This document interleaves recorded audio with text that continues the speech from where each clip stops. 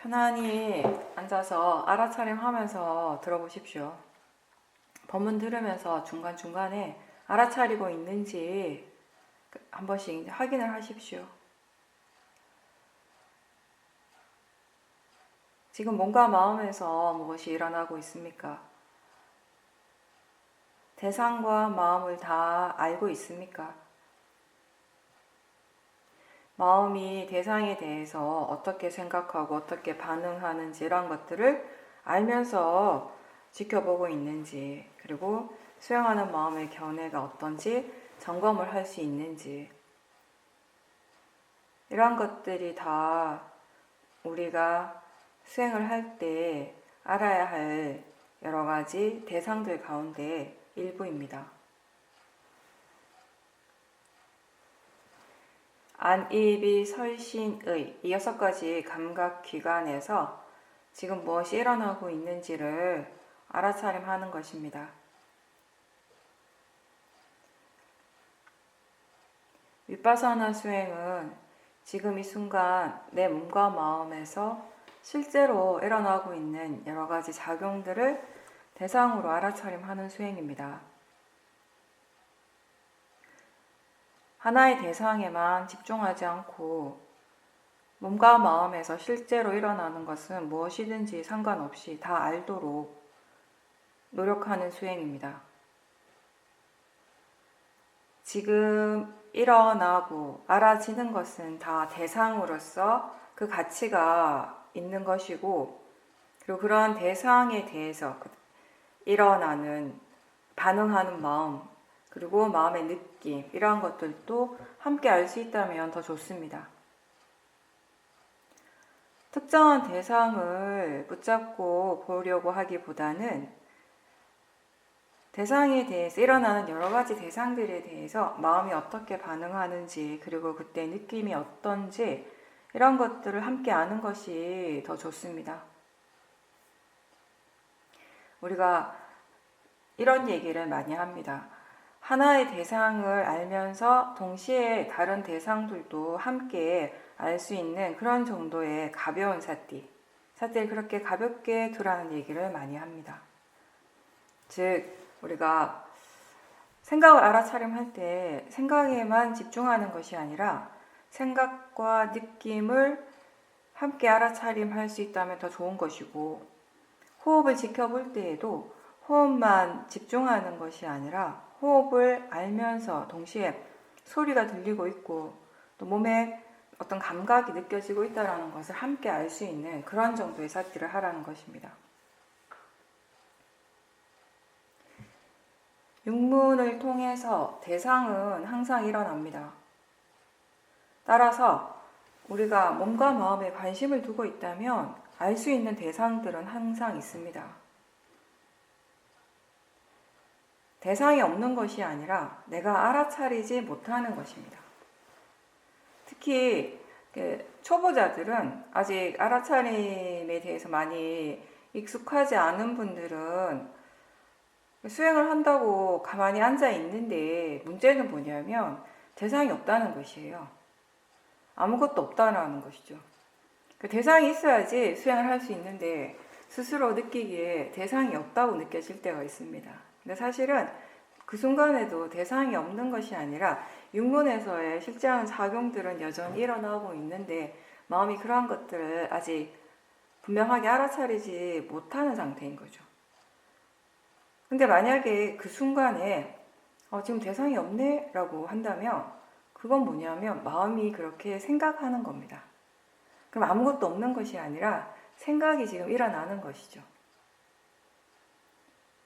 그때 다른 대상을 찾으려고 애쓰기보다 마음이 지금 이렇게 생각하는구나 라고 한다면 그게 알아차림이 되는 것입니다. 알아차림할 때 가장 중요한 것은 수행하는 마음에 견해가 발라야 한다는 것이죠. 바른 견해라고 하는 것은 대상은 단지 대상일 뿐이라는 것입니다. 대상이라고 하는 것은 그냥 단지 지금 알 수 있는 것, 알아지는 것이라는 겁니다. 알아진다라는 점에서는 어떤 것이든 대상으로서의 그 가치가 같다는 겁니다. 수행에 더 좋은 대상, 더 나쁜 대상이 따로 있는 것이 아니라 다만 지금 이 순간 마음에 의해서 알아지기 때문에 그것을 대상이라고 부르는 것입니다. 실제로 우리에게 일어나고 있는 것은 사실상 알아지는 성질이 일어나는 것이고 보이는 성질, 들리는 성질, 느끼는 성질이 일어나는 것입니다. 생각하는 성질이 일어나는 것입니다. 그러한 것들이 알아지기 때문에 우리는 그걸 다만 이름을 붙이기를 그걸 그냥 대상이라고 부르는 것입니다. 그리고 바른 견해는 지금 무엇이 일어나고 사라지든지 모든 것이 다 나하고 상관없이 그 각각의 이치대로 자연적 이치, 즉 원인과 결과로서 일어나고 사라진다는 것입니다. 윗바사나 수행의 가장 기본적인 것은 그런 것이고, 우리가 수행이라고 할 때, 불교에서 수행이라고 할 때 이 수행의 의미는 좋은 마음을 키우는 것이라고 하죠. 마음의 질을 좋게 한다, 마음의 힘을 좋게 한다, 이런 표현을 써요. 근데 마음의 질이라고 하는 이 단어가 사실은 그 안에 여러 가지를 이미 내포를 하고 있는데, 우리가 알아차리는 것, 우리가 지켜보는 것은 한순간에 단 하나의 마음이지만 사실 그 마음은 이미 많은 것을 내포하고 있다는 것입니다. 지난 법회 때 그런 얘기를 했어요. 우리가 마음을 지켜본다라고 하는 건, 하나에 일어나는 마음을 알아차린다라고 하는 것은 지금 현재를 아는 것과 동시에 그것과 함께 그 자신의 마음에 지금까지 역사를 다 돌아보는 것까지 다 포함되어 있다라고 했습니다. 현재 일어나는 그 마음을 지켜보면서 이 마음이 왜 이렇게 일어나는지에 대해서 그 답을 우리는 과거에 이미 일어났던 마음, 과거의 그런 경험으로부터 찾게 되는 것입니다. 그래서 마음의 질이라고 할 때는 지금 우리가 관찰하는 것은 현재 일어나고 있는 하나의 마음이지만 이 마음이 이렇게 일어나고 이런 식으로 반응하고 작용하는 데 있어서 사실은 수많은 다른 마음들의 영향을 받았기 때문에 이 마음은 그런 모든 조건들의 결과물이라는 그런 의미를 가지고 있는 것입니다.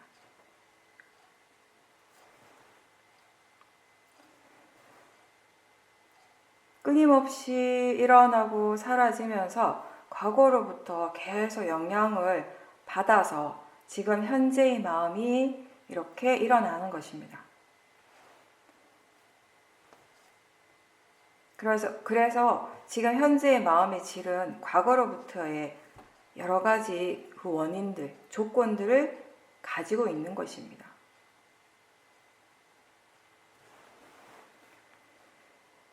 마음의 질이 좋아지는 것이 수행이라고 합니다.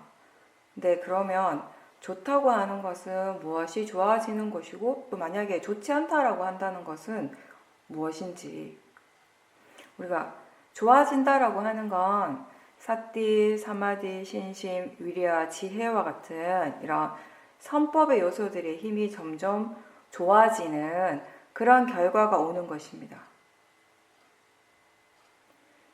반대로 그 반대의 결과가 온다면 불선법의 힘이 점점 더 강해지는 그런 결과가 온다면 마음의 질이 좋지 않다라고 할 수 있겠죠.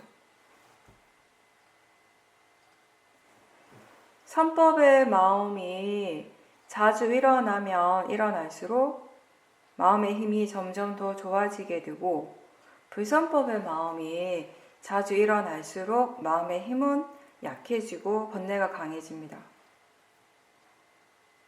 근데 이렇게 우리가 마음의 힘이라고 이렇게 표현할 때 그 말은 어느 하나의 어떤 마음의 요소만을 가리키기보다는 전체적인 선법의 힘 또는 불선법의 힘을 다 의미하는 것입니다.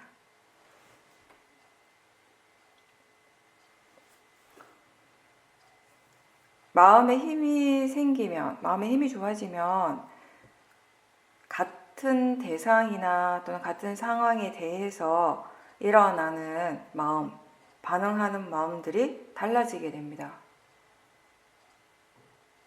예전에는 항상 탐심이나 진심, 이런 번뇌의 대상이었던 것이 이제는 그냥 단순히 알아차림이 대상이 될 수 있고, 같은 대상이지만 예전과는 다르게 번뇌 없이 그냥 지켜볼 수 있게 됩니다.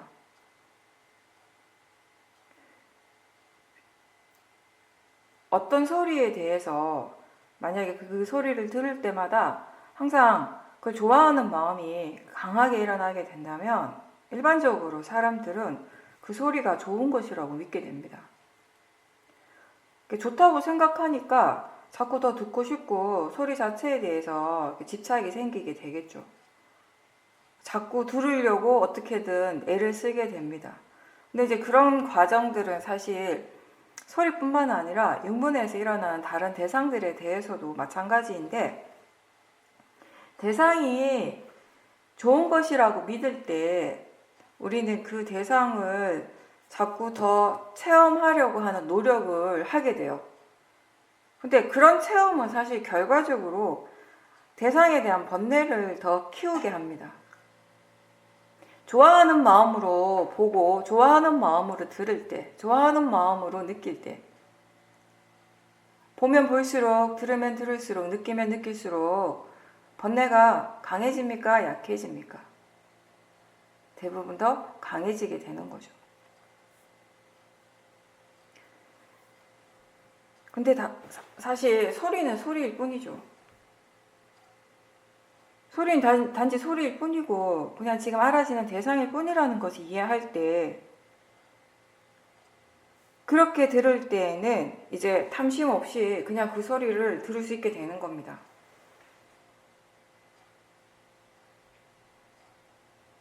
번뇌라고 하는 것이 원래 그 대상에 있는 성질이 아니라, 그 대상이 원래 성질이 아니라 우리 자신에게서 일어나는 마음이라는 것을 이해했을 때, 육문에서 어떤 대상이 일어나든지 간에 우리가 번뇌 없이 지켜볼 수 있게 됩니다.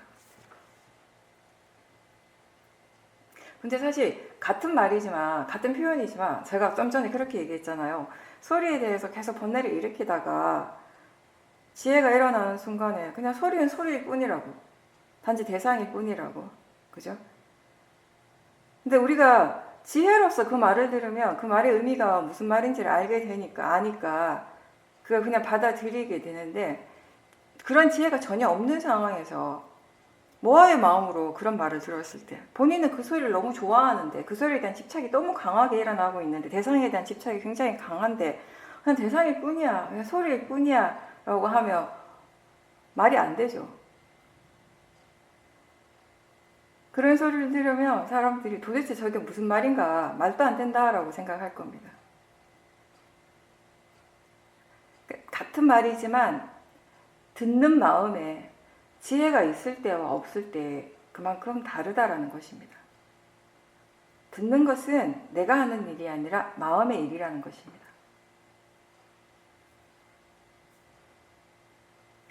대상이 좋은 것이다 라고 믿을 때, 그럴 때는 그 좋은 대상을 얻고 싶어 하는 마음이 강하게 일어나고, 또 지금 일어나는 그 체험 자체를 내가 원하는 대로 바꾸고 유지시키고 싶어 하는 마음이 일어날 수밖에 없습니다. 여러분들이 뭔가를 보거나 들을 때 또는 느낄 때, 생각할 때 그 대상에 대해서 어떤 마음이 즉각적으로 일어납니까? 좋아하거나 싫어하는 마음이 일어납니까? 아니면 그것을 그 자체로서, 대상으로서 아는 마음이 일어납니까? 그게 지금 우리 각자의 마음의 이해, 지혜가 어느 만큼인지를 그대로 보여주는 것입니다. 수행은 자신에게서 지금 일어나고 있는 걸 바꾸거나 없애기 위해서가 아니라 지금 일어나는 것을 일어나는 대로, 있는 그대로 단지 아는 것이라고 이야기를 합니다. 알기만 하면 된다는 것은, 즉 지금 좋은 마음이 일어나면 좋은 마음인 줄 알고, 또 좋지 않은 마음, 번뇌가 일어나면 번뇌인 줄 알라는 것입니다.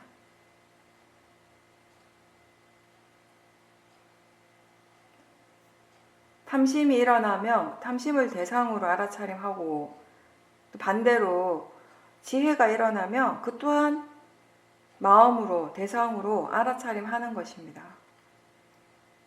번뇌가 일어날 때마다 최대한 알아차리고 그런 삿띠가 이어지다 보면 각각의 그 번뇌 고유한 성질에 대해서 이제 이해하게 되는 것입니다.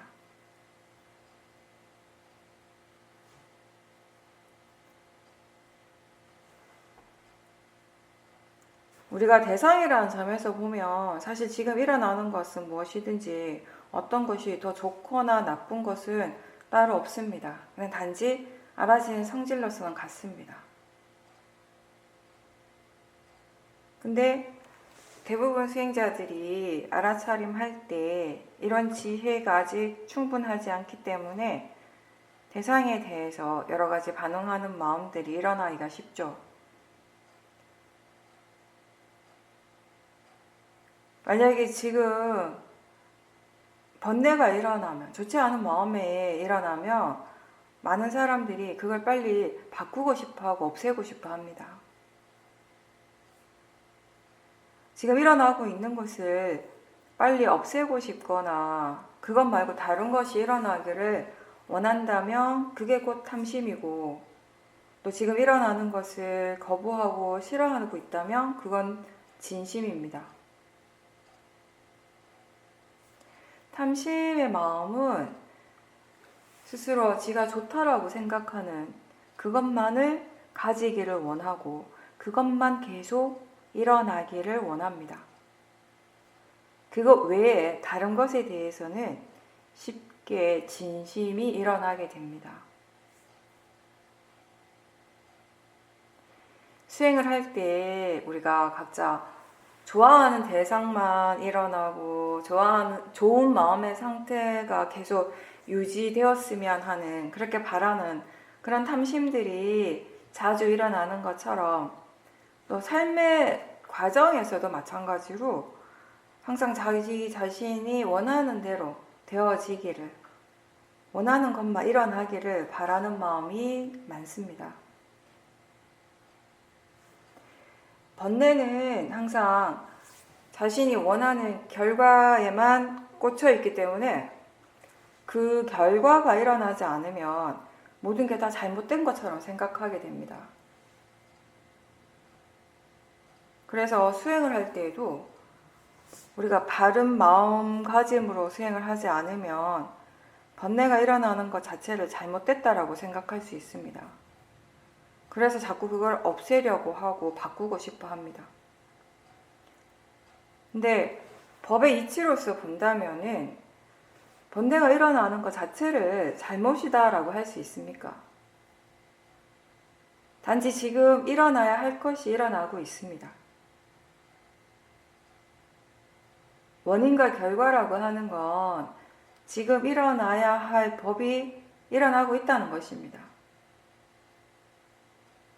그리고 우리가 통찰지를 개발한다라고 하는 것은 결국 이런 법의 이치를 이해하는 것입니다.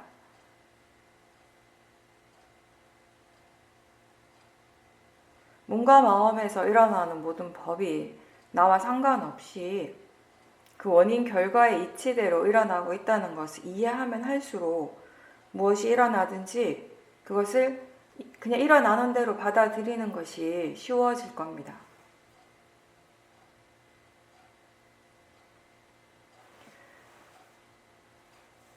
마음을 쫓아가지 말고 특정한 것을 미리 정해놓고 그것만 알려고 애쓰지 말고 그냥 지금 알 수 있는 것을 알도록 하십시오.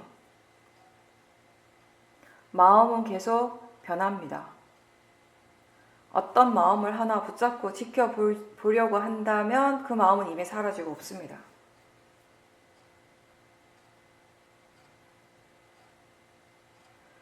소리를, 어떤 특정한 음악 소리를 듣고 있다가 갑자기 몸에서 강한 느낌이 확 일어나면 마음이 순간적으로 어디를 향하게 됩니까?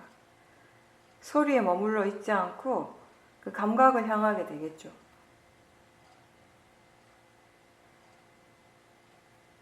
대상은 계속 변하고 마음도 계속 변합니다. 그렇게 변하는 마음, 계속 달라지는 대상을 알아차림하도록 노력하는 것입니다. 마치 우리가 그냥 플랫폼에 서가지고 지나가는 기차를 그냥 바라만 보는 것처럼, 흘러가는 강물을 그냥 지켜만 보는 것처럼 그렇게 하는 것이지, 그 기차를 붙잡으려고 하지 말고 흘러가는 강물을 멈추려고 애쓰지 마십시오.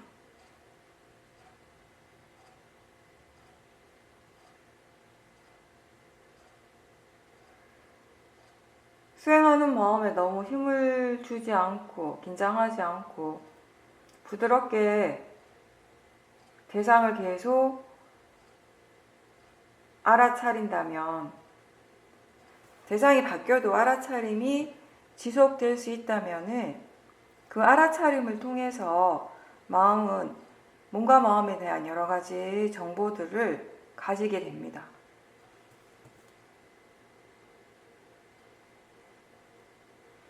사실 마음은 지가 알아서 해야 할 일을 자연스럽게 잘하고 있습니다.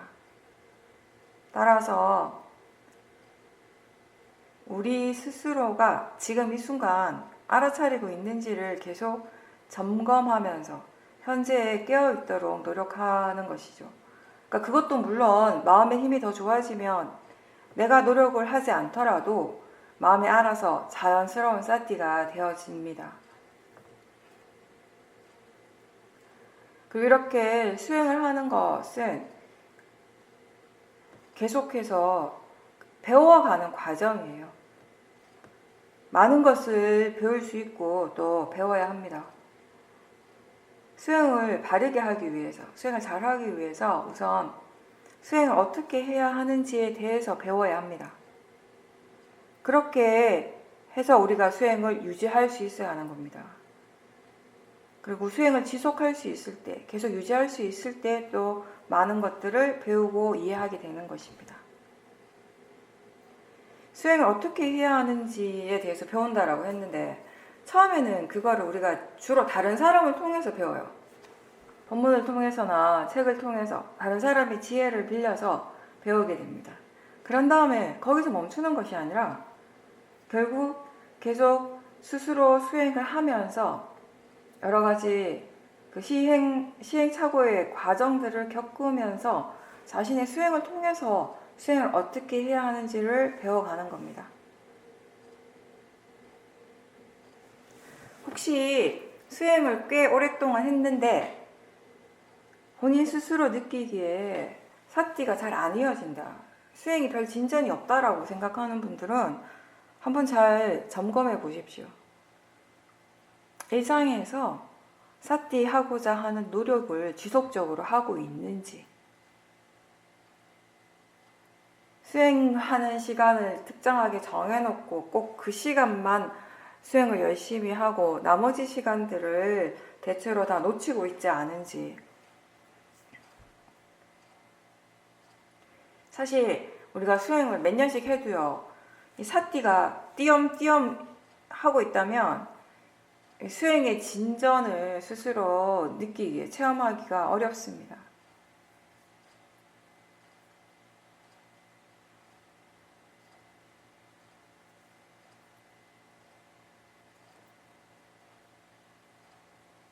마음이 지금 어떻게 일을 하고 있는지 충분히 지켜보고, 그런 마음의 성질에 대해서 이해하고 또 수행을 어떻게 해야 하는지를 이해할 때 이제 수행을 보다 더 자연스럽게 유지해 갈 수 있고, 그걸 통해서 우리가 마음의 힘을 점점 키워가는 것입니다.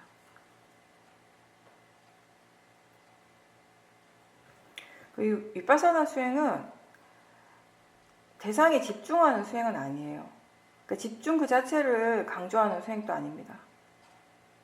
우리가 사마디를 얘기를 하지만 그 사마디가 집중하는 사마디가 아니라 어떻게 보면 수행하는 마음에 안정적인 것, 안정감, 고요함, 그런 부분들을 이제 이야기를 하는 건데, 근데 집중에 대해서 두 가지 부분을 이야기할 수가 있는데, 하나는 그러니까 우리가 수행이라고 하면 항상 대상과 알아차림이 항상 함께 일어나잖아요. 근데 혹시 대상 쪽에만 너무 집중하느라고 수행하는 마음을 놓치고 있지 않은가?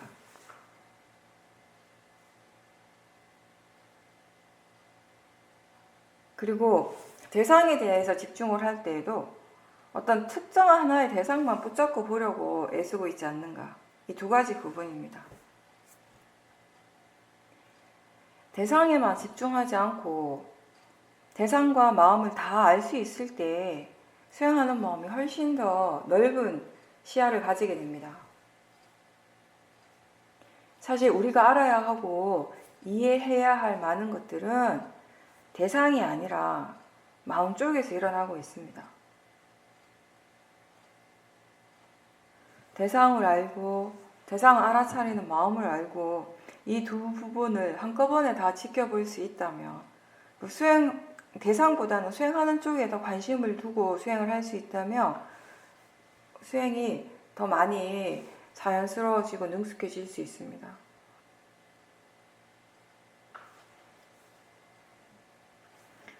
어떤 대상을 알고 있는가 보다는 지금 알아차리는가, 알아차림이 있는가가 더 중요하다고 했습니다. 대상보다는 알아차림 자체에 가치를 두는 수행이 훨씬 더 이익이 있습니다. 물론 하나의 대상에만 집중하는 그런 수행을 할 때 수행자가 지금 내가 수행을 하고 있다는 어떤 분명한 인식을 가지기가 쉬워요. 그렇기 때문에 어떻게 보면 그런 수행 자체가 수행자의 만족도를 높여줄 수 있습니다. 내가 뭔가를 하고 있다라는 느낌이 있기 때문에. 근데 우리가 지금 여기서 하는 건 그런 사마타 수행이 아니라 위파사나 수행이고 관념이 아니라 실제를 대상으로 하고 있습니다. 이 수행을 사념서 수행이라고 불리는 것은 대념체 경험을 바탕으로 해서 신수, 신법이 다 마음의 대상이 되기 때문입니다. 물론 처음 수행하는 사람들한테는 특정한 대상을 정하지 않고 그냥 알아지는 대로 아는 것이 어렵습니다. 많이 어려울 수 있어요. 왜냐하면 마음이 지금 무엇을 해야 되는지를 전혀 모르기 때문에. 마음이 아무것도 안 하고 그냥 가만히 있는데 아무리 자선을 한들 행선을 한들 수행을 하고 있다라고 할 수는 없죠. 그럴 때에는 질문하십시오. 지금 무엇을 알고 있는가? 알아차리고 있는가? 사띠가 있는가? 육문에서 무엇이 일어나고 있는가? 라고 뭐든지 상관없습니다.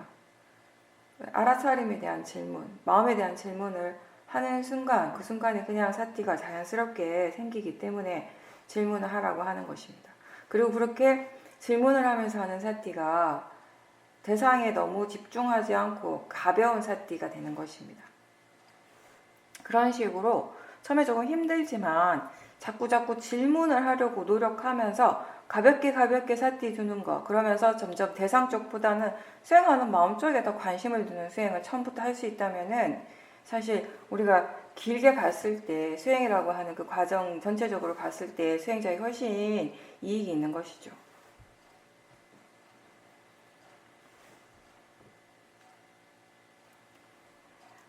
대상을 잡고 보지 않기 때문에 붙들고 있지 않기 때문에 사실 처음에는 대상도 굉장히 흐릿하고 분명하지 않고 수행하는 마음은 더 분명하지 않고 그러다 보니까 내가 지금 뭘 하고 있는가, 이게 지금 수행이 맞나, 제대로 하고 있는가 라고 하는 생각이 들 때가 꽤 있습니다. 그럴 때도 질문을 하십시오. 지금 알아차리고 있는가, 마음이 알고 있는가, 아는가 라고. 그렇게 질문을 자주 하다가 보면 이제 아는 쪽에 마음의 힘이 점점 좋아지게 됩니다. 그렇게 되었을 때 알아지는 대상들도 이제 점점 더 분명해지는 것이죠.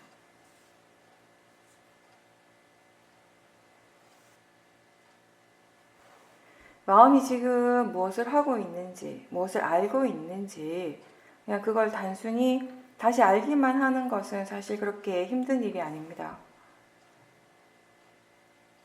근데 그렇게 할 수 있기 위해서는 사실 대상에 대한 이해, 대상의 성질에 대한 이해, 자연적 이치에 대한 이해가 어느 정도 필요합니다. 아직 마음에 대한 이해, 견해에 대한 이해가 정립되지 않을 때는 수행이 힘들고 자연스럽지도 않고 그리고 단순하지도 않습니다. 내가 법문을 통해서 듣는 또는 책을 통해서 아는 수행에 대한 것과 수행은 이러이러한 것이고 수행을 할 때 이렇게 되는 것인데 라고 그런 것들과 초보자들이 본인이 느끼는 수행은 굉장히 달라요, 사실. 근데 이제 점점 수행을 지속해 가다가 보면 조금씩 마음의 이해가 생기면서 수행 자체에 대한 이해도 생기면서 이제 점점 내가 들어서 아는 수행이라 이런 것이구나, 수행을 통해서 이렇게 되어지는 것이구나 라고 하는 것들과 자신의 체험이 조금씩 이제 만나게 되는 거죠.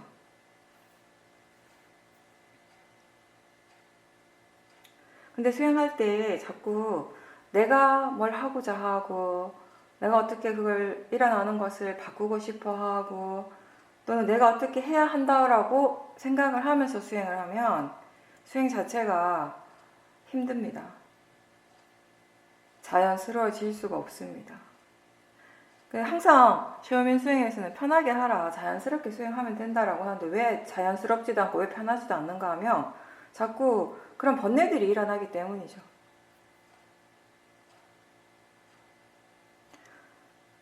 원래는 대상도 그것의 이치대로 일어나고 있고 마음도 그것의 이치대로 일어나요. 그것의 이치대로 일어난다라는 건 그렇게 자연스럽게 일어나고 있다라는 겁니다. 대상도 마음도 자연스럽게 일어나고 있는데 다만 그런 법의 성질을, 법의 이치를 얼마만큼 이해하고 있는가요? 이해하는 만큼 수행이 점점 자연스러워지고 편안해지는 것입니다. 나라는 관념이 있으면 있을수록 부자연스러워지는 것이고요. 모든 마음이 다 지각각 지가 해야 할 일을 하고 있고 그리고 일어나는 어떤 마음도 내 책임은 아닙니다. 근데 우리가 대상에만 집중하는 수행을 할 때 수행 자체가 바로 내가 하는 일이 되어지게 됩니다. 내가 본다 또는 내가 노력하고 있고 내가 경험하고 내가 알고 내가 이해한다 이런 관념들이 강해지게 되는 것인데 근데 사실 마음이 수행을 하고 있습니다. 윗바사나 수행에서는 지금 어떤 견해로 수행을 하는가가 가장 중요합니다. 물론 이거는 윗바사나뿐만 아니라 사마타도 마찬가지겠죠. 수행에서 가장 중요한 부분은 견해의 부분입니다. 바른 견해가 없다면 바른 수행도 없습니다. 그래서 지금 어떤 마음으로 어떤 견해로 수행을 하고 있는지를 알도록 하라고, 알면서 수행하라고 얘기합니다. 견해에 대해서 알도록 하라는 건, 알면서 하라는 건 어떤 의미인가 하면 견해가 바르면 바른 줄 알고 바르지 않으면 바르지 않다라는 것을 알아야 한다는 거죠. 견해가 바르지 않을 때 그 결과가 몸과 마음에서 어떻게 일어나는지를 자주 지켜보다 보면 이제 그걸 통해서 왜 바른 견해가 필요한지, 왜 견해가 중요한지를 마음이 이제 깨닫는 거죠. 모든 것을 다 좋게만 하려고 하는 노력 또는 좋은 것만 일어나게 하려는 노력이 아니라 지금 이미 일어나고 있는 것, 나하고 상관없이 이미 지금 일어나고 있는 것을 있는 그대로 인정하고 받아들이고 지켜볼 수 있는 그 힘을 키우는 것이 우리가 하고 있는 수행의 핵심입니다.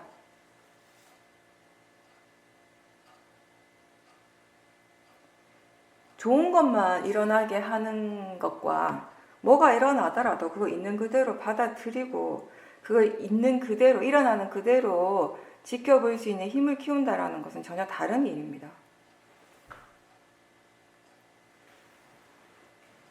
수행을 하다 보면 정말 많은 것들이 일어납니다.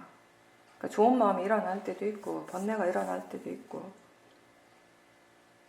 근데 그 일어나는 마음들을 우리가 어쩔 수 없이 자기 자신과 동일시할 때가 많거든요. 그 자연적 이치라고 하는 이해가 부족할 때 자꾸 지금 일어나는 마음을 내 마음이라고 믿게 되는데, 그럴 때에는 만약에 지금 번뇌가 일어나고 있다면, 불선법이 일어나고 있다면 그 자체에 대해서, 그렇게 일어나고 있는 것에 대해서 마음에 굉장히 저항감이 생기게 되죠. 또 자기 자신에 대해서 실망할 수도 있고, 또 수행하는 것 자체에 대해서 회의적이 되기도 합니다. 근데 사실은 그렇게 일어나는 불선법, 그 불선업의 마음도, 그리고 그것을 거부하고 저항하는 마음, 또는 수행에 대해서 회의적인 마음, 그런 것들이 다 그냥 각각의 하나의 마음입니다. 그리고 각각의 다 대상이 되는 것이고, 만약에 우리가 수행을 하다가 스스로에 대해서 왜 나는 수행을 이렇게밖에 못할까? 왜 이것밖에 안 되지? 라는 그런 생각이 떠오른다면 그 생각의 밑에는 어떤 마음이 깔려 있습니까? 분명히 화의 마음일 겁니다. 화의 마음이 있고 화의 느낌이 일어나고, 그로 인해서 또 화의 생각이 일어납니다. 그럴 때 그 화의 생각이 일어날 때 그 내용을 보지 말고, 그 내용에 집중하려고 하지 말고 그때 느낌을 관찰하려고 해보십시오. 느낌이 그냥 단지 대상이라고 일깨워주면서 한번 지켜보십시오. 그렇게 느낌을 대상으로 보면서 그 생각의 내용이 그냥 지나갈 수 있도록, 흘러갈 수 있도록 내버려 두십시오. 큰 사화도께서는 수행자들에게 잡으려고 애쓰지도 말고 내치려고 애쓰지도 말라고 그렇게 말씀하셨습니다. 어느 한쪽으로 치우치지 않는 중도를 말씀하신 겁니다.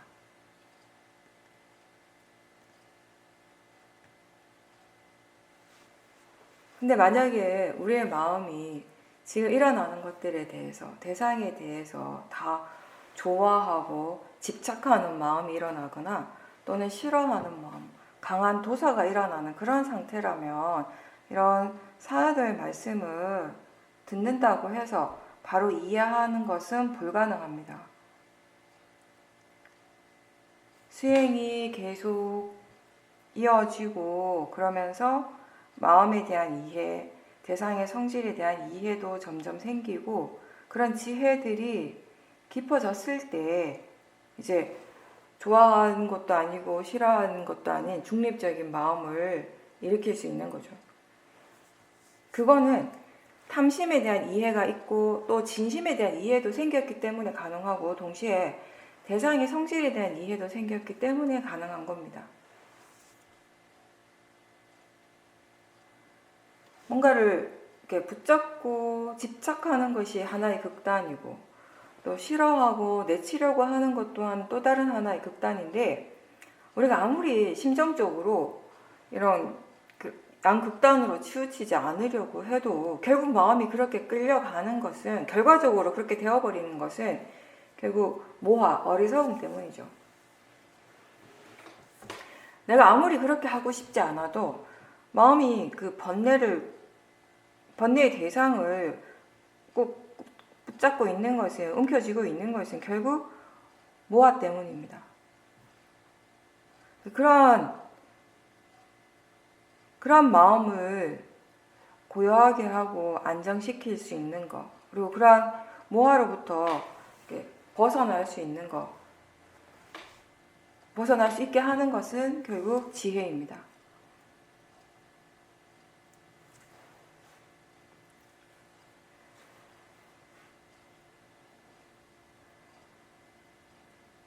우리의 마음이 대상을 인식할 때 실제하는 작용과 관념적인 작용이 항상 함께 일어나죠. 뭔가를 보는 순간에 아, 사람이 지나간다. 여자다, 남자다. 뭐 이런 마음들이, 이런 생각들이 바로바로 일어나요. 대상을 관념적으로 아는 것이에요. 근데 그런 관념적인 작용이 일어났다라는 것은 이미 거기에 무엇이 있는가 하면 봄이라고 하는, 보는 작용이라고 하는, 실제 하는 마음 작용이 일어나고 있다는 것입니다.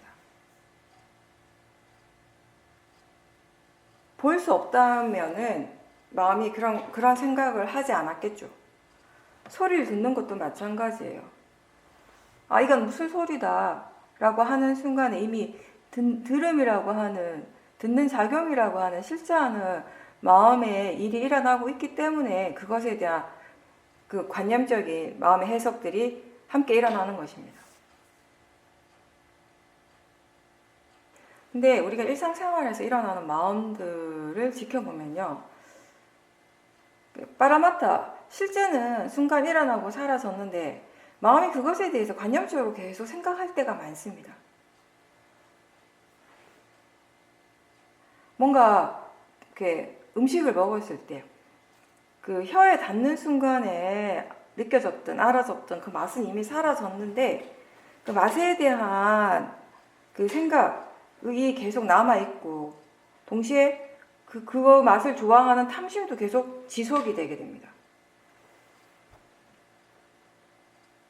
소리가 이미 사라지고 없는데 근데 마음은 아직 그 소리를 여전히 듣고 있는 것처럼 착각하고 그 느낌이 탐심이든 진심의 느낌이 일어나고 또 소리와 관련된 여러 가지 생각들이 꼬리를 물고 계속 일어날 때가 있습니다. 어떤 음식의 냄새를 맡는 순간에 그냥 냄새를 맡았을 뿐인데 바로 탐심이 일어날 때가 있죠. 그때 마음을 살펴보면 마음이 이미 그 맛을 알고 있어요. 그 맛을 이미 음미를 하고 있는 것이죠.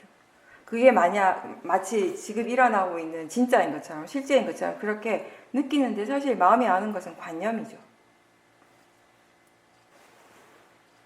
우리가 육문의 작용을 알아차림할 때 대상은 항상 거기 일어나고 있습니다.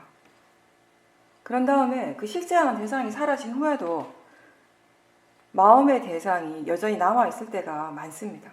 마음이 여전히 그 대상에 대해서 관념적으로 생각할 때가 많다는 거예요. 그러니까 단순히 생각에서만 그치는 것이 아니라 그 생각에 꼬리를 물고 계속되면서 결국에는 탐심과 진심이 일어날 때가 많죠. 그래서 무엇이 실제이고 무엇이 관념인지에 대한 분명한 이해가 없을 때에는 그렇게 우리가 실제하는 대상이 사라진 후에 마음이 관념을 대상으로 번뇌를 계속 키워갈 수 있다는 겁니다.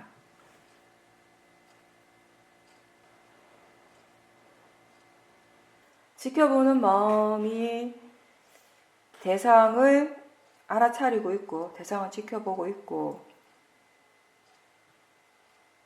또 때로는 그 대상을 아는 마음도 역시 알아차릴 수 있습니다. 내 대상과 대상을 아는 마음 그리고 수행하는 마음, 알아차리는 마음은 다 각각 서로 다른 성질을 가지고 있습니다.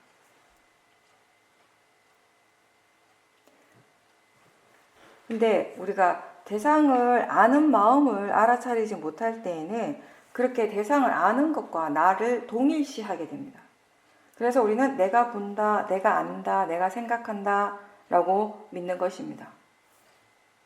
또 지켜보는 마음, 수행하는 마음을 나와 동일시하면 내가 수행한다, 내가 지켜본다 라고 믿게 되는 것입니다.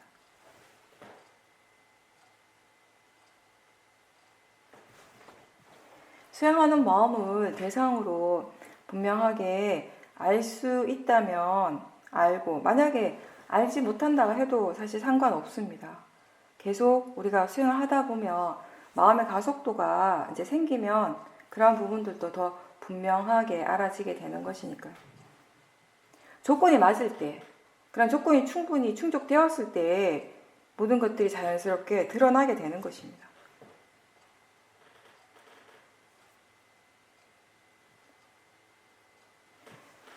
우리가 알아차리든 알아차리지 못하든 상관없이 여러 가지 마음들은 항상 일어나고 있고 또 마음의 힘이 충분히 좋을 때 더 많은 마음의 작용들, 더 미세한 작용들을 아는 것을 우리가 자연스럽게 할 수 있게 되는 것입니다. 지켜보는 마음을 우리가 나라고 생각할 때 우리가 해야 할 일은 그렇게 나라고 믿고 나라고 생각하고 있다라는 것을 다시 알아차리는 겁니다.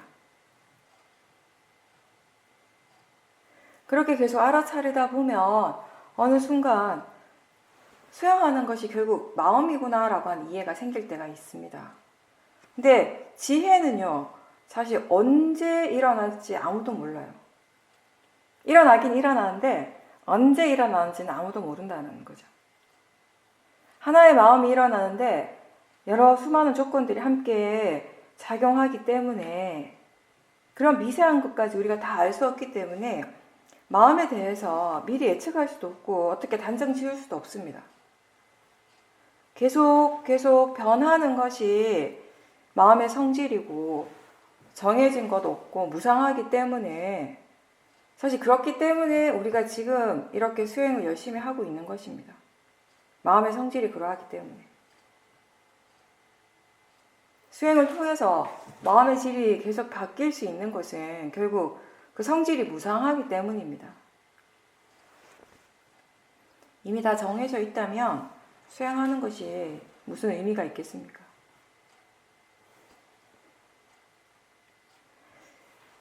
우리한테는 좋은 마음, 유익한 마음이 일어날 때도 있고 또 해로운 마음이 일어날 때도 있어요. 그런 불선법의 마음, 해로운 마음이 일어날 때 언제나 함께 일어나는 마음 부수가 4가지가 있는데 그게 뭐냐면 일단 어리석음이 항상 뿌리가 되죠.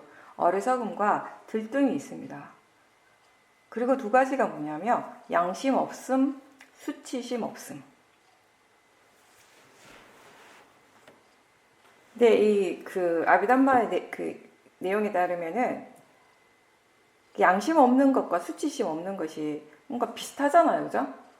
비슷한데 특징이 좀 다르다라고 합니다. 양심이 없는 것은 악을 부끄러워하지 않고 혐오하지 않기 때문에 악으로부터 스스로 움츠러들지 않는 것. 그리고 수치심 없음은 해로움의 위험을 보지 않기 때문에 악을 혐오하지 않고 악으로부터 물러나지 않는다라는 것입니다. 우리가 업과 업의 과거에서 본다면 그게 사실 우리가 항상 하는 말이 원인과 결과 이렇게 표현하는데 그게 다르게 표현한 불교적으로 우리가 일반적으로 불교에 사용하는 표현을 한다면 업과 업의 과보가 되겠죠. 네. 악업의 그 결과에 대한 두려움이 없다면 절대 되지 않은 말과 행동을 쉽게 하게 됩니다. 어리석음이 강할 때는 그게 분명 좋지 않은 결과라는 것을 알면서도 그런 결과가 올 것이라는 걸 분명히 알면서도 우리가 몸과 말과 마음으로 해로운 것을 하게 돼요. 멈출 수가 없게 되는 거죠. 동시에 그런 해로운 행위의 위험이나 결과를 두려워하지 않는 마음도 있습니다. 그렇지만 우리가 원인과 결과를 이해할 때 지금 어떤 마음이 일어나고 있는지에 대해서 주의를 기울이게 되죠.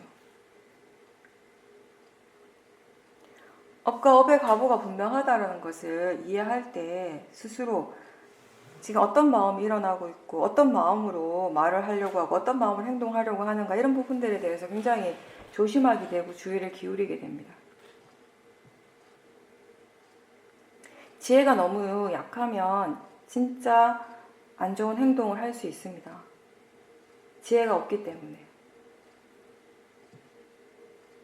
번뇌가 일어나도 그걸 전혀 알지 못하고 그런 마음들, 그런 견해들을 전혀 점검받지 못한다면 마음은 계속 그 방향으로 흘러가게 되고 번뇌의 가속도가 점점 생기게 됩니다. 그렇게 번뇌의 가속도가 있는 사람, 이미 번뇌의 가속도가 붙어 있는 사람 보고 우리는 나쁜 사람이라고 그렇게 부릅니다. 불교는 우리한테 이런 번뇌를 어떻게 다루어야 하고 그리고 그런 번뇌의 잠재적 성향을 결국 어떻게 극복할 수 있는지에 대해서 가르침을 줍니다. 우리에게 이런 번뇌들이 일어날 때마다 바른 마음가짐으로 알아차리라고 그렇게 얘기하죠. 단지 대상이고 마음의 뿐이라고. 그리고 자연적 이치로서 일어나고 있는 거지. 그게 내 마음이 아니라고. 나하고 상관없다라고. 그렇게 알면서, 그렇게 생각하면서 알아차림하라고 합니다. 동시에 우리가 또 해야 할 일은 계를 지키려고 하는 노력도 필요합니다. 계를 지킨다라고 하는 건 우선 말이나 행동을 통해서 드러나는 그런 번뇌를 다스리는 일이고, 또 동시에 계를 지키기 위해서 정말 필요한 것은 사실 마음이 깨끗해야 한다는 것이에요. 마음이 깨끗할 때 계를 잘 지킬 수 있습니다. 우리가 오계에 대해서 말하자면 살생하지 말고, 훔치지 말고, 잘못된 음행하지 않고, 거짓말하지 않는 것, 말에 대한 계가 여러 가지가 있죠. 그리고 중독적인 그런 약물이나 술을 마시지 않는 것. 그러니까 이런 것들을 우리가 먼저 겉으로 표면적으로 드러나는 의미로만 생각하면 계라고 하는 것이 기본적으로 우리의 행동을 제어하는 역할? 그런 역할을 한다라고 생각할 수 있는데, 근데 그런 행동을 하지 않으려고 노력하는 것만이 계를 지키는 것의 전부는 아니에요. 그것보다 좀 더 적극적이고 더 근본적인 방법은 행동을 억제하기보다는 그런 행동을 유발하는 마음을 바꾸는 거죠. 마음의 질, 마음의 조건을 바꾸는 것이 되겠죠. 우리의 행동은 어떻게 일어납니까? 그냥 막 일어납니까? 마음의 영향 없이 그냥 행동만 단독적으로 일어날 수는 없습니다. 우리가 만약에 의도에 대해서 좀 더 관심을 기울이고 지켜본다면은 모든 행동이 결국 마음에서부터 일어난다는 것을 이해할 수 있습니다.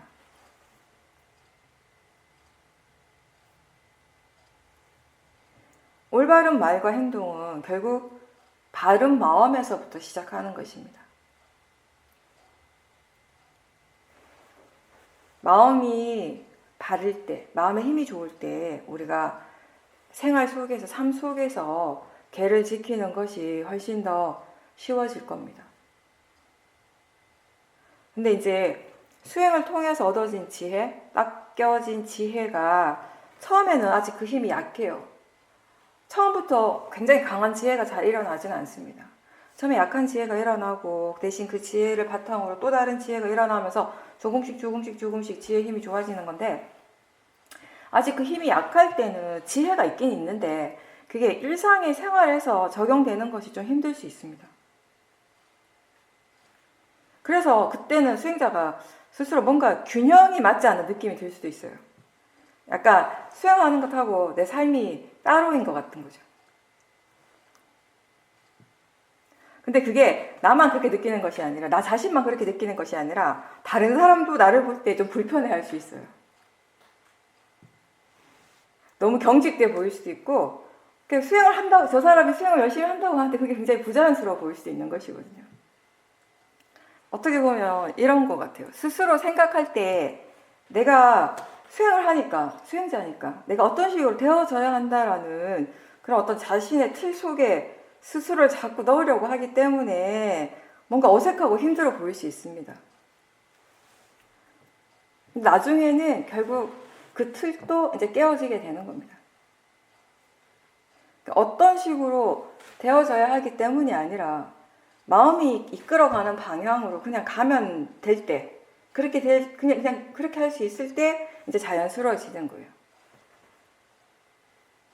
수행하다 보면 이렇게 집중 수행하는 곳에, 수행센터나 이런 곳에 오래 있다 보면 그런 사람들을 의외로 많이 만나요. 그러니까 나는 수행자다라는 그런 생각이 강하고, 일단 그 생각이 강하기 때문에 수행자는 이래 해야 한다라고 하는 틀이 딱 본인의 어떤 고정관념이 있는 거예요. 그래서 그 속에 자기 자신을 자꾸 집어넣으려고 하는 거죠. 근데 수행을 한다라고 하는 거, 바르게 수행을 하는 건 뭐냐면 사실은 그 틀을 보는 것이거든요. 그 틀을 지켜봐야 되는 것이거든요. 그 틀을 만든 것도 결국 번뇌니까. 그 틀을 분명하게 지켜보고 어떤 마음으로 그렇게 하려고 하는지를 분명히 알게 될 때 이제 그게 이제 깨지게 되겠죠. 지혜가 이제 점점점 개발되어 가면서 일상에 여러 가지 다양한 상황들이 있잖아요. 우리 사실 단마숲이나 호도마을 이런 곳에 가가지고 수행을 하는 건 이건 굉장히 인위적이고 뭔가 이렇게 닫혀있는 그런 환경인 거예요. 그죠?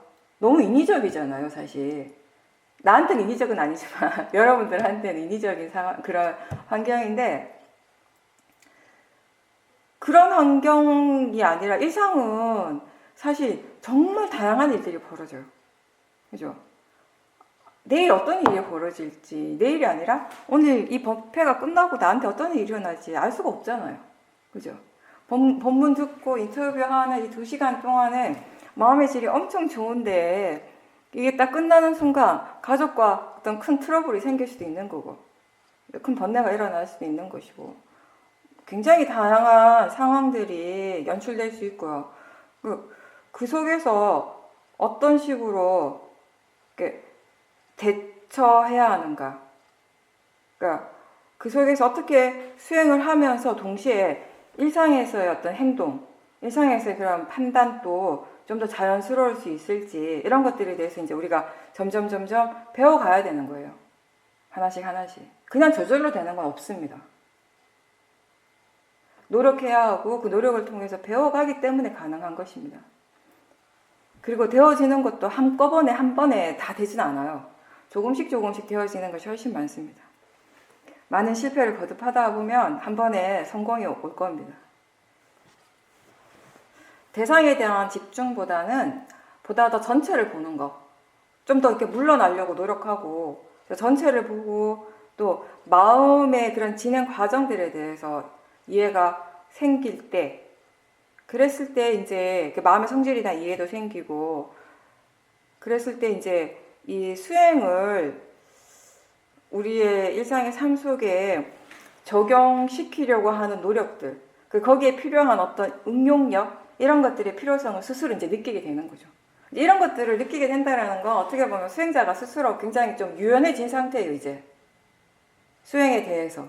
유연해진 상태. 근데 수행에 대해서 유연해졌다라고 하는 건 사실 그만큼 수행에 대한 지혜가 생겼다는 의미입니다.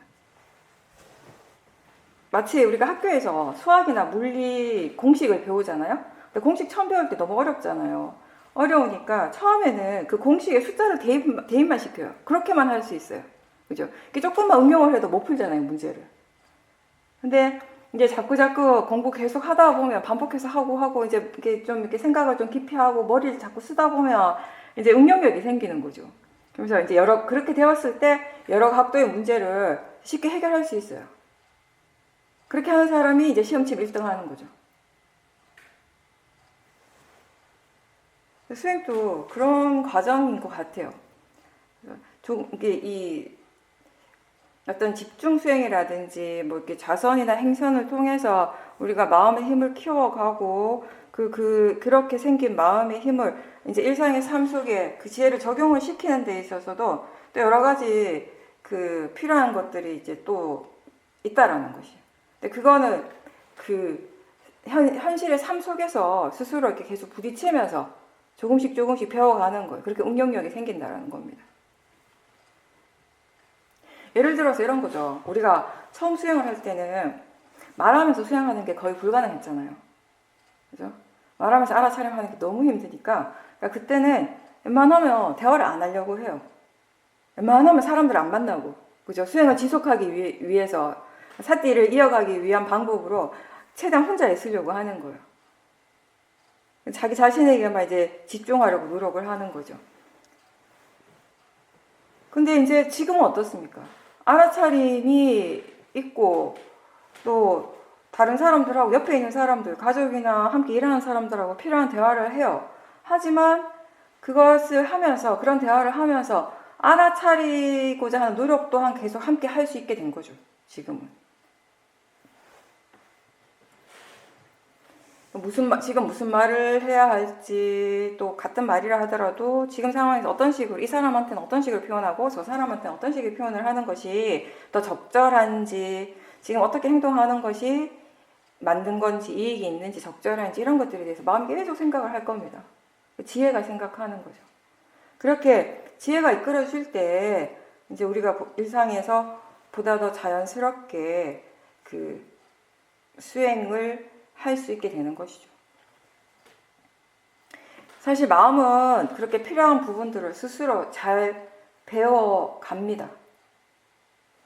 근데 다만 우리 자신이 그 결과에 대해서 너무 조급해 하지 말아야 합니다. 조급한 것 때문에 수행이 많이 힘들어질 때가 있죠. 근데 그게 수행뿐만 아니라 일상생활에서도 그런 조급함이 일을 힘들게 하고 일을 그르치게 할 때가 많습니다. 별거 아닌데 진짜 그게 아무것도 아닌 일에 대해서도 마음이 바빠해요. 조급해해요. 그게 굉장히 많은 사람들한테 그런 마음이 너무 익숙해져 있고 습관이 되어 있거든요. 그만큼 그걸 우리가 일상에서 또 자주 봐야 될 대상이기도 합니다.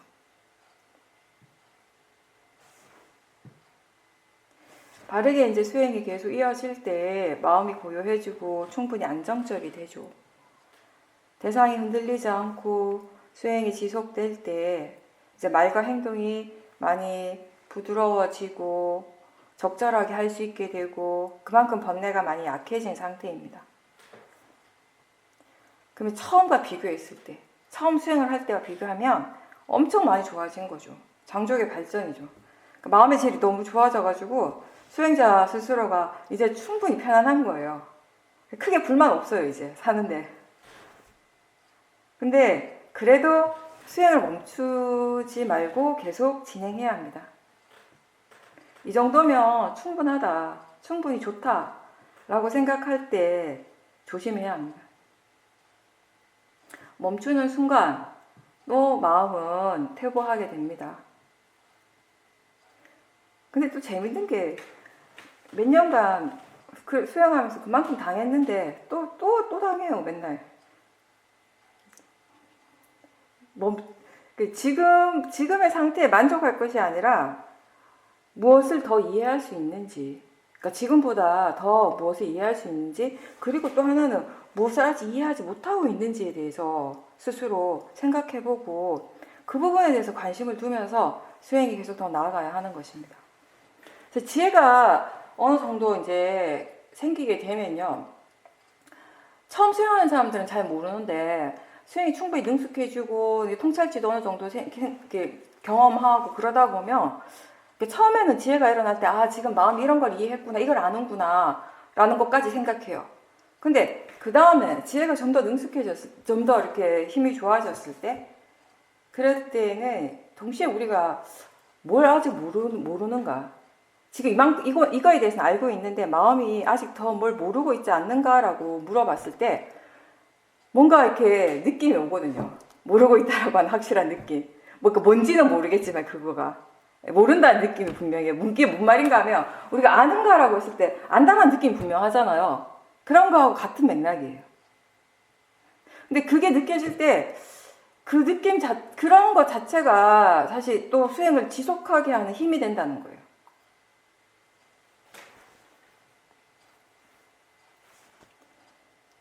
수행을 열심히 하고 있을 때는, 꾸준히 하고 잘 될 때는 번뇌가 진짜 없는 것 같은데 수행이 멈추는 순간 또 다시 확 일어나요. 맹렬하게. 왜 그런가 하면 번뇌의 잠재적 성향 때문이겠죠.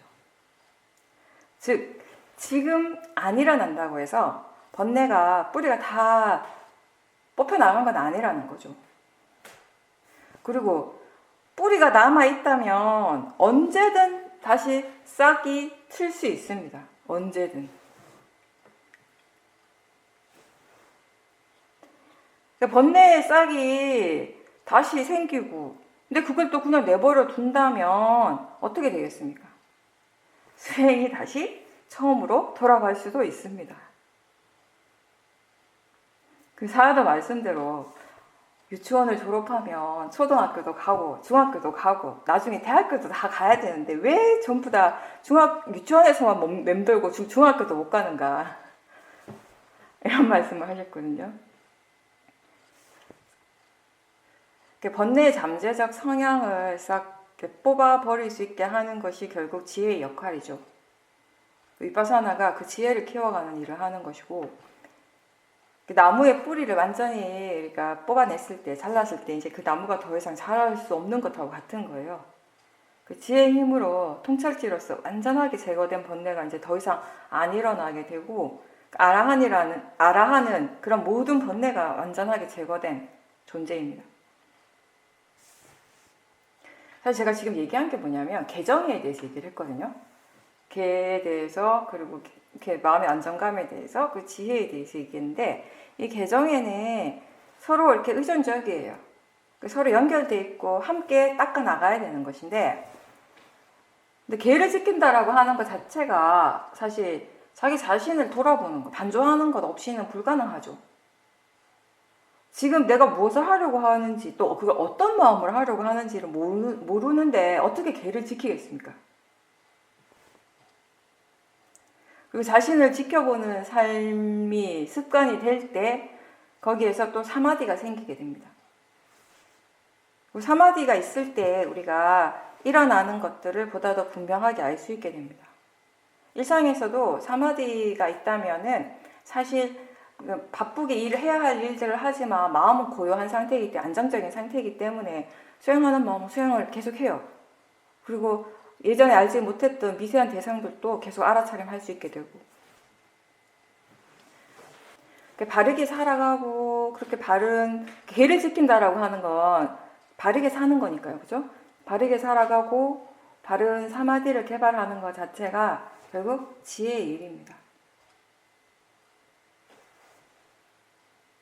수행하다가 수행 과정, 수행 자체에 대해서도 뭔가 이게 좀 문제다라고 생각할 때가 있고 또 우리가 꼭 수행 아니라도 생활 속에서도 이게 문제다라고 생각을 할 때가 있는데 그런 일들이 일어날 때가 있는데 그럴 때 특히 수행에 대해서 뭔가 이제 스스로 이게 문제다라고 생각할 때 그걸 해결하려고 보통 사람들이 빨리 해결하고 싶어 하거든요. 뭔가 지금 잘못됐다라고 느끼고 이럴 때는 그러면서 바로 이제 다른 사람한테 막 물어보거나 책을 찾아보거나 이렇게 하는 사람들이 많은데 특히 이제 시오미 수행 같은 경우는 정보가 워낙 많으니까 그죠?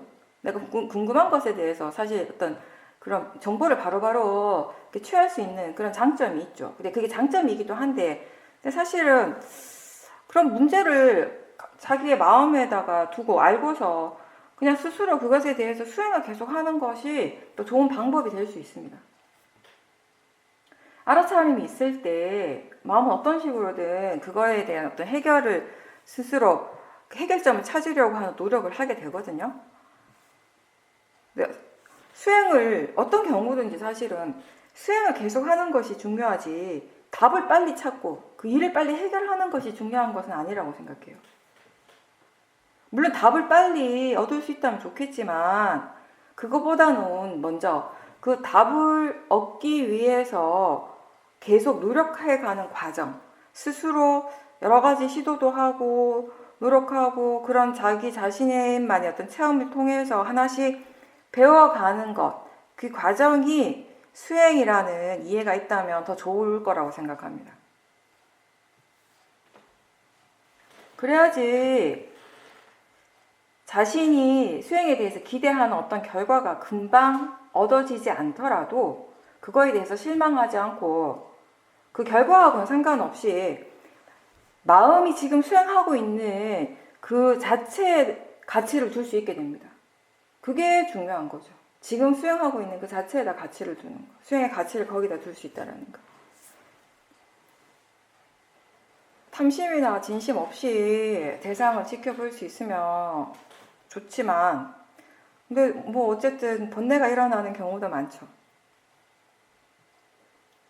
근데 번뇌가 일어날 때도 또는 번뇌가 없을 때에도 마음의 수행을 계속 해야 한다라는 점으로서는 다 같습니다.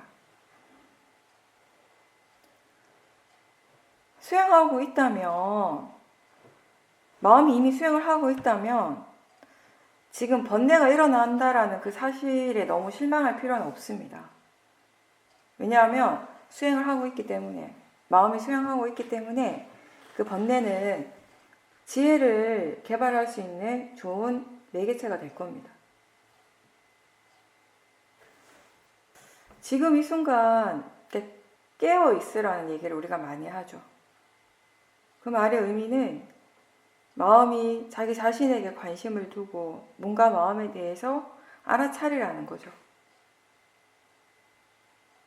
관심이 지속될 때, 자기 자신에 대한 관심이 지속이 될 때, 왜 이러저러한 마음들이 그렇게 일어나는지, 그런 식으로 일어나는지, 왜 그렇게 대상에 대해서 그렇게 느끼는지, 대상에 대해서 그런 생각을 하게 되는지, 또는 생각과 그 뒤에 작용하는 마음은 어떻게 다른지, 이런 것들에 대한 궁금함이 좀 이렇게 자연스럽게 생길 수 있어요. 자기 자신에 대해서 관심을 두고 지켜보게 되면, 관심을 두고 지켜보면 많은 것들을 알게 되거든요. 일어나는 것들을 많이 알게 되고, 그러면서 거기에서 스스로 자기 자신에 대해서 모르고 있다는 것을 알게 되는 거죠. 그 모르고 있다는 것을 분명하게 알 때 마음은 궁금해 하거든요. 그 모르는 것에 대해서. 자기 자신에 대해서 본인이 아직 모르고 있다는 것을 알 때, 그 사실을 깨달을 때 수행에 대한 새로운 흥미가 일어날 수 있는 좋은 계기가 되는 겁니다. 그래서 모른다라는 것을 아는 건 참 좋은 일인 것 같아요. 큰 사화도께서 이런 말씀을 하셨습니다. 사람들은 결국 죽지만, 사람은 누구나 죽지만 지혜는 죽지 않는다. 원인과 결과의 흐름 속에서 계속 흘러가면서 새로 일어나는 마음에 영향을 주게 될 겁니다. 알아차림이 습관이 되도록, 알아차림이 최대한 이어지도록 계속 노력하다 보면 이제 일상에서의 알아차림이 가능해집니다. 항상 무엇을 하든지 알도록 해야 합니다. 지금 자신이 무엇을 하고 있는지 제대로 알지도 못한 채 그냥 애만 쓰면, 그냥 막 애만 쓴다고 해서 갑자기 깨달음을 얻을 수는 없습니다. 모든 것이 다 원인과 결과입니다. 법은 어느 한쪽으로만 치우치지 않고 공평합니다.